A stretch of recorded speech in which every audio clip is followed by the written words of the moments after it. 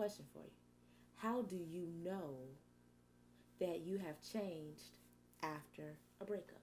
How do you know that you have changed after a relationship is over? And when I mean changed, I mean, do you know that you have changed for the good? Do you literally know that you have changed for the good?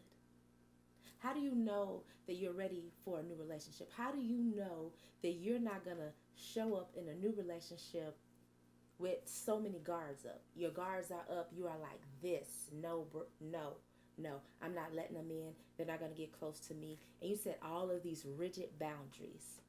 You said it's like you build up this brick cement wall. You set all of these rigid boundaries, and you the first person to say, I just want somebody to love me. I just want somebody that is going to be honest with me, that is going to treat me like I want to be treated, and that is going to just love me unconditionally or love me the way that I need to be loved. So I want to know, how do you need to be loved? What is your definition of love? What defines love for you? Like, seriously, think about it. You're in this new relationship. It's in the getting to know you phase, right? And he does something.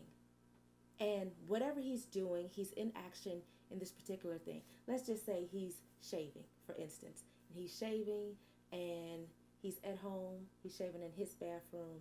And you happen to stop by his house and he's in the middle of shaving. And while he's shaving, he's listening to music, but he turns it down to have a conversation with you. And in this conversation with you, you discover something about him.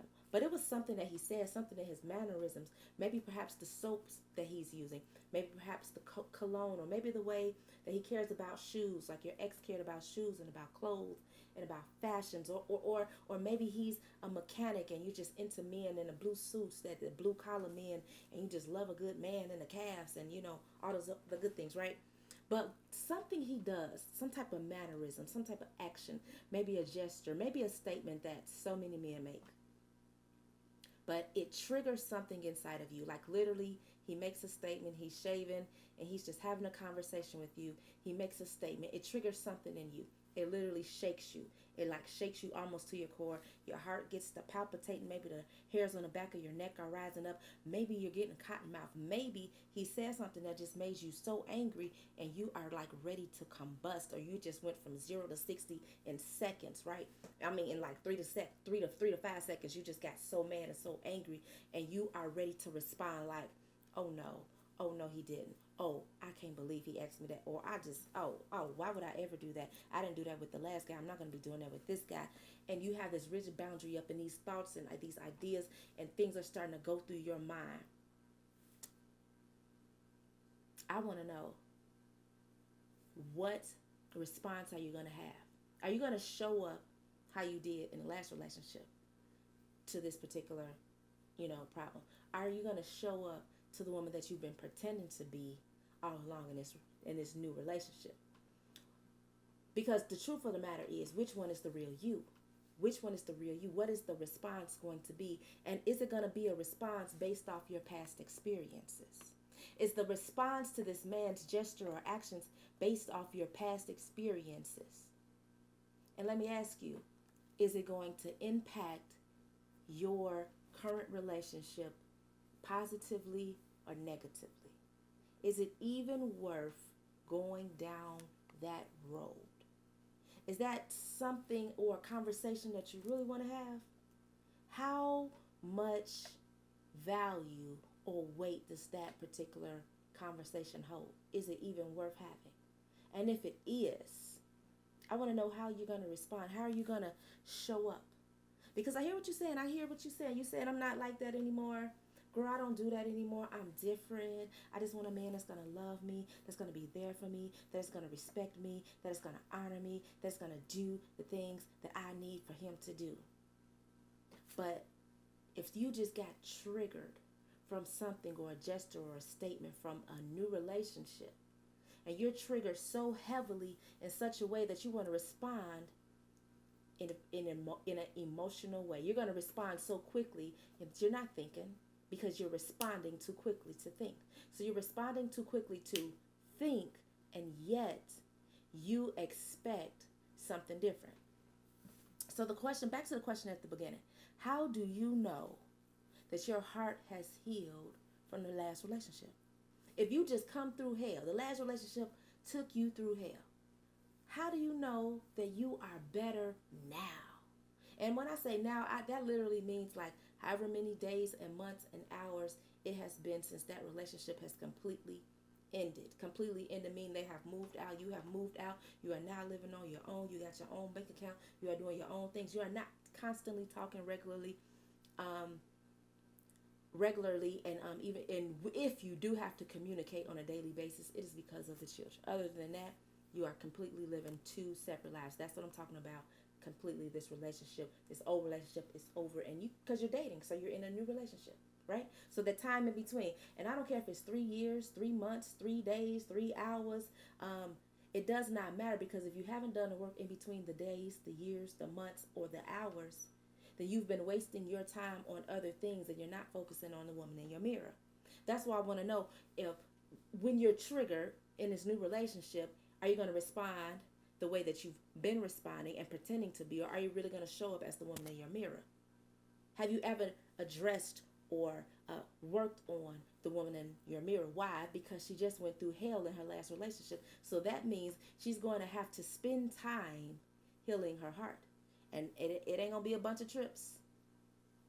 I mean, trips to the clinic, like the therapist, trips to the gym to release those endorphins, trips. Are we putting the things into us physically, mentally, emotionally, spiritually? And if she needs to rebuild, get back on her feet, coming out of a DV relationship, running away from a relationship that was toxic and it caused her to live in a shelter, and she's rebuilding her foundation. So she definitely financial, right?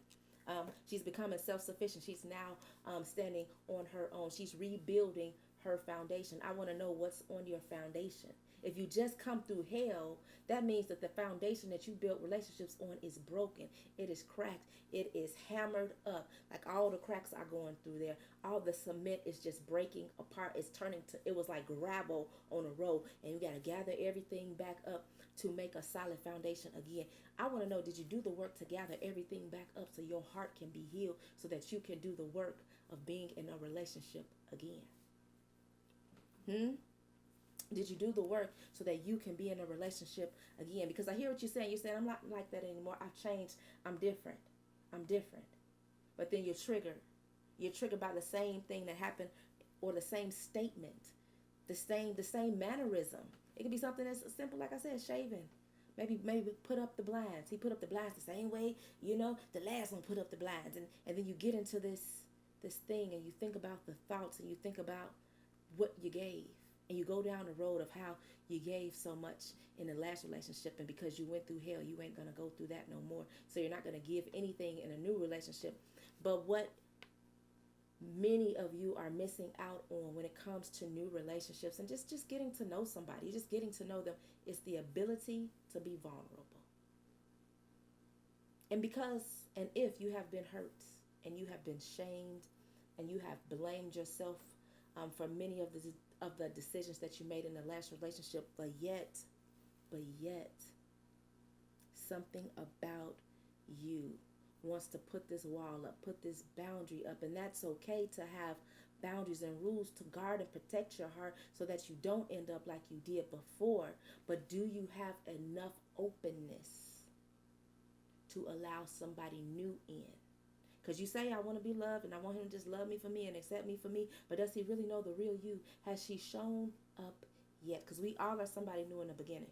In the beginning, before I got married, I did not talk that much, because I just kept looking at him. I kept watching him. I kept paying attention to him and his actions and his mannerisms and the way that he talks, because I was looking for something.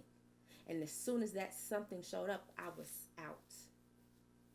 There was going to be no question, no ask, no text, no call, no conversation, because I was so clear about that particular piece of my heart. That part I was 100% clear on. And so we're talking about this new relationship, and you're triggered.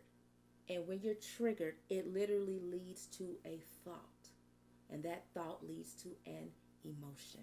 And that emotion leads to your response. How are you going to respond? Is it going to impact positively or negatively this relationship? Your behavior, your patterns, your words, right? Your thoughts, your ideas. They all matter in the moment, because this is the moment where if he can see you, even though you're pretending, you've already lost the relationship. You've already lost the battle. You may as well go ahead and end it and just start dating somebody else and seeing how that's going to go, because that one's not going to work. Once the person is able to identify who you are based upon your actions, the same thing, that's what we do in dating, right? We see this person, we don't like the way they're talking, we don't like the way that they didn't open up the car door, we don't like the way that perhaps chivalry is not even in their mind. We don't like the way that they would like to split this bill up on a date.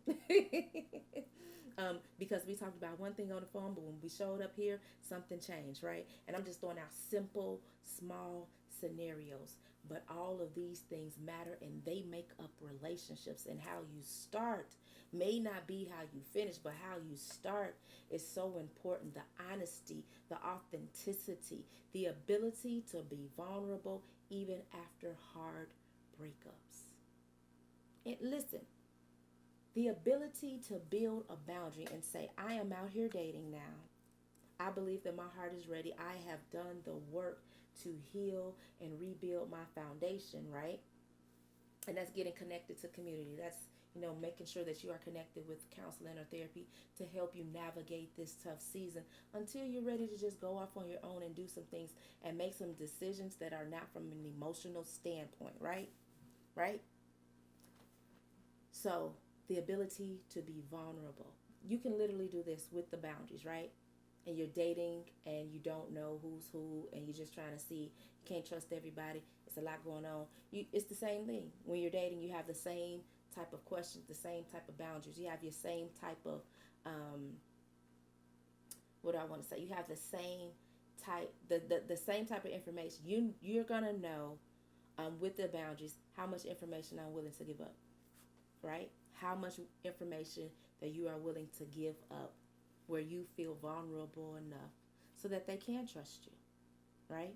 And that's the simple thing. You want to be able to build trust. You can't say, I want this person to love me and be for me and just do the love and love me like I need to be loved, if you don't even know how to love yourself and love yourself enough to do the work in between the next relationship.